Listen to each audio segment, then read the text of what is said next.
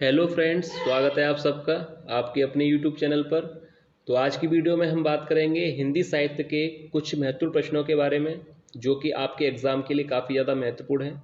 तो वीडियो शुरू करने से पहले आपसे कहना चाहूँगा कि अगर वीडियो आप लोगों को पसंद आती है तो लाइक ज़रूर कीजिए और चैनल को सब्सक्राइब जरूर कर लीजिएगा।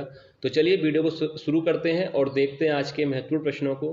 तो देखिए, सबसे पहला प्रश्न दिया गया है, भाषा योग वशिष्ठ के रचयिता हैं। भाषा योग वशिष्ठ के रचयिता हैं। ऑप्शंस दे रखे हैं, इंसा अल्लाह खां, या ऑप्शन ब सदा सुखलाल, या ऑप्शन स राम प्रसाद निरंजनी, या ऑप्शन द सदल मिश्र। तो देखिए, याद रखिएगा, यह प्रश्न हिंदी की परीक्षा के लिए काफ़ी ज़्यादा अच्छा प्रश्न है और इस तरह के प्रश्नों के एग्जाम में आने के चांसेस भी जो है काफ़ी रहते हैं। तो देखिए, भाषा योग वशिष्ठ के रचयिता हैं या रचनाकार हैं, अगर ये प्रश्न आपसे एग्जाम में पूछा जाए तो याद रखिए ऑप्शन स यानी राम प्रसाद निरंजनी इस प्रश्न का राइट आंसर हो जाएगा। भाषा योग वशिष्ठ के रचयिता हैं राम प्रसाद निरंजनी, याद रखिएगा ऑप्शन स राम प्रसाद निरंजनी भाषा योग वशिष्ठ के रचयिता हैं।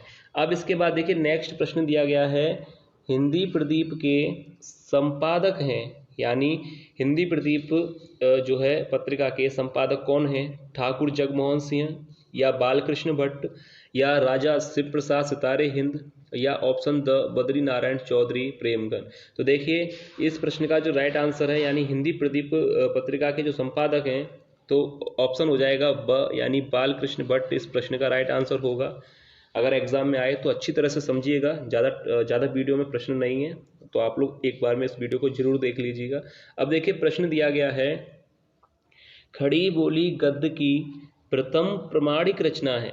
खड़ी बोली गद्य की प्रथम प्रमाणिक रचना है। ऑप्शन देखिए दे रखा है, नासिकेतोपाख्यान, या परीक्षा गुरु, गोरा बादल की कथा, या इंदुमती। तो देखिए, खड़ी बोली गद्य की अगर प्रथम रचना के बारे में आपसे पूछा जाए तो याद रखिएगा गोरा बादल की कथा इस प्रश्न का राइट आंसर होगा, यानी ऑप्शन स गोरा बादल की कथा जो है खड़ी बोली गद्य की प्रथम प्रमाणिक रचना है। अगर आप यहाँ से बात करें तो इंदुमती के बारे में भी अगर आपसे पूछा जाएगा तो याद रखिएगा हिंदी की प्रथम कहानी माना गया है इंदुमती को। परीक्षा गुरु के बारे में आपसे पूछा जाए तो प्रथम मौलिक उपन्यास जो है माना गया है परीक्षा गुरु को। और हिंदी के अगर प्रथम नाटक के बारे में आपसे पूछा जाता है तो याद रखिएगा नहुस जो है हिंदी का प्रथम नाटक है, और इंदुमती हिंदी की प्रथम कहानी है, और परीक्षा गुरु हिंदी का प्रथम मौलिक उपन्यास है। याद रखिएगा, इन पर प्रश्न जरूर आपको एग्जाम में एक जरूर देखने को मिलेगा।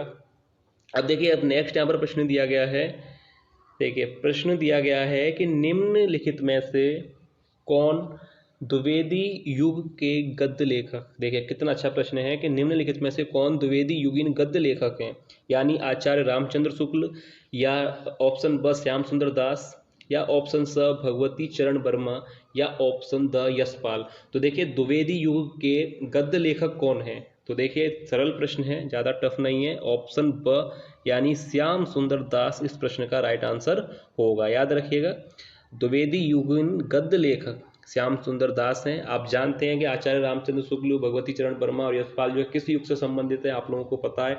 अब देखिए, द्विवेदी युगीन गद्य लेखक पूछा था, यानी द्विवेदी युग से ही संबंधित कौन से लेखक हैं? डॉक्टर यानी श्याम सुंदर दास जो हैं वो द्विवेदी युग से संबंधित लेखक हैं, और बाकी जो भगवती चरण वर्मा, यशपाल, आचार्य रामचंद्र शुक्ल आप लोगों को पता है किस युग से संबंधित है। अब देखिए, यहाँ पर नेक्स्ट प्रश्न दिया है, सिंहावलोकन के लेखक हैं। ऑप्शंस दे रखे हैं, अमृत राय, जैनेन्द्र कुमार, प्रेमचंद, या यशपाल। तो देखिए, सिंहावलोकन के लेखक कौन हैं? सिंहावलोकन के लेखक हैं ऑप्शन द यानी यशपाल इस प्रश्न का जो है राइट आंसर हो जाएगा। याद रखिएगा, अच्छा प्रश्न है। सिंहावलोकन के लेखक अगर आपसे पूछा जाए तो याद रखिएगा ऑप्शन द इस प्रश्न का राइट आंसर हो जाएगा, यानी यशपाल। अब इसके बाद देखिए, नेक्स्ट प्रश्न दिया गया है, और ये प्रश्न भी हिंदी की परीक्षा के लिए काफ़ी ज़्यादा महत्वपूर्ण है। देखिए, हिंदी का प्रथम मौलिक उपन्यास कौन सा है? आनंद मठ है, या गबन, परीक्षा गुरु, या तितली। तो देखिए, हिंदी का प्रथम मौलिक उपन्यास अभी मैंने आपको बताया था, यानी ऑप्शन स परीक्षा गुरु। याद रखिएगा, अगर पूछा जाता है आप लोगों से कि हिंदी का प्रथम मौलिक उपन्यास कौन सा है तो आप लोग बस याद रख लीजिए परीक्षा गुरु आपको टिक करना है, यानी हिंदी का प्रथम मौलिक उपन्यास है परीक्षा गुरु। याद रखिएगा, अच्छे प्रश्न हैं, हिंदी की परीक्षा में ऐसे ही प्रश्न आप लोगों को ज़्यादातर जो है देखने को मिलेंगे एग्जाम में। अब देखिए यहाँ पर नेक्स्ट यहाँ पर प्रश्न दिया गया है, यहाँ पर प्रश्न दिया गया है कि गोदान किस विधा की रचना है, यानी किस विधा से संबंधित है। गोदान किस विधा की रचना है, यानी वह आत्मकथा है या उपन्यास है, डायरी है या नाटक है। तो देखिए गोदान किस विधा की रचना है, सरल प्रश्न है, ऑप्शन ब सही हो जाएगा, उपन्यास। और किसकी रचना है ये तो आपको पता ही होगा क्योंकि काफ़ी सरल प्रश्न है ये। अब देखिए यहाँ पर नेक्स्ट यहाँ पर प्रश्न दिया गया है कि बड़ों के प्रेरणादायक कुछ पत्र के संकलन करता है, बड़ों के प्रेरणादायक कुछ पत्र के संकलन करता है। ऑप्शंस दे रखे हैं, वियोगी हरि या महात्मा मुंशीराम, डॉक्टर हरिवंश राय बच्चन या बनारसी दास चतुर्वेदी। तो देखिए बड़ों के प्रेरणादायक कुछ पत्र जो है कि संकलनकर्ता कौन है, याद रखिएगा ऑप्शन पहला ही राइट हो जाएगा, यानी वियोगी हरि इस प्रश्न का राइट आंसर होगा। तो ये प्रश्न था, आपको आंसर जो है समझ आ गया होगा कि बड़ों के प्रेरणादायक कुछ पत्र के संकलन करता है, यानी ऑप्शन पहला सही हो जाएगा, वियोगी हरि।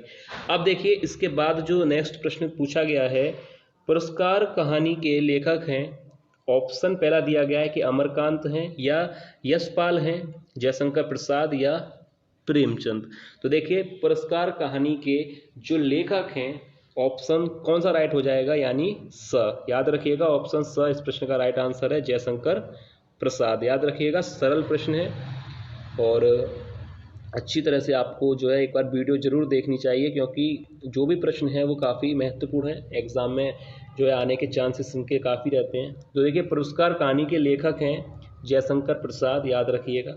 अब इसके बाद देखिए नेक्स्ट प्रश्न दिया गया है, मेरी जीवन यात्रा की रचना विधा है, मेरी जीवन यात्रा की रचना विधा है, यानी यात्रा व्रत या जीवनी है, आत्मकथा है या संस्मरण है। तो देखिए काफ़ी सरल प्रश्न है, मेरी जीवन यात्रा की रचना विधा क्या है, यानी ऑप्शन सही हो जाएगा स, आत्मकथा। याद रखिएगा मेरी जीवन यात्रा की रचना विधा अगर आपसे पूछी जाए तो आपको याद रखना है आत्मकथा जो है राइट आंसर होगा।